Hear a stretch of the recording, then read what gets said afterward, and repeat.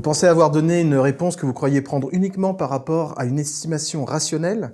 L'homme semblait âgé, peut-être savez-vous qu'il a été assassiné. Donc vous pensez prendre une décision uniquement à partir de ces informations? Or, ce que nous montre l'expérience de Musweiler et Strack, c'est quelque chose de très différent. En fait, ils ont fait l'expérience en posant la série de 2 questions. À quel âge est-ce que vous pensez que Gandhi est mort à plus de 140 ans? Et après, à quel âge est-il réellement mort? Mais en faisant 2 groupes séparés. Et ils ont changé qu'une seule chose, c'est-à-dire qu'au premier groupe, ils ont demandé si c'était à plus ou moins 140 ans, et la réponse évidente c'est que non, puisque personne n'a vécu jusqu'à 140 ans.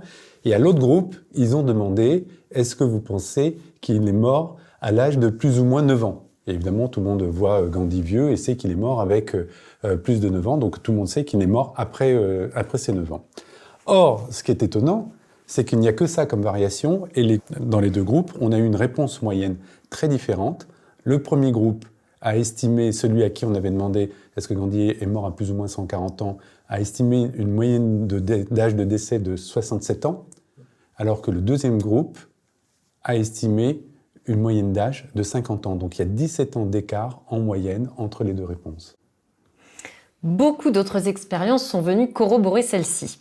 Sans nous en rendre compte, nous sommes influencés par une donnée préexistante, même si elle n'a pas de rapport avec la décision que nous devons prendre. Cette technique d'ancrage est bien connue des négociateurs. Le premier qui donne une valeur ancre la négociation.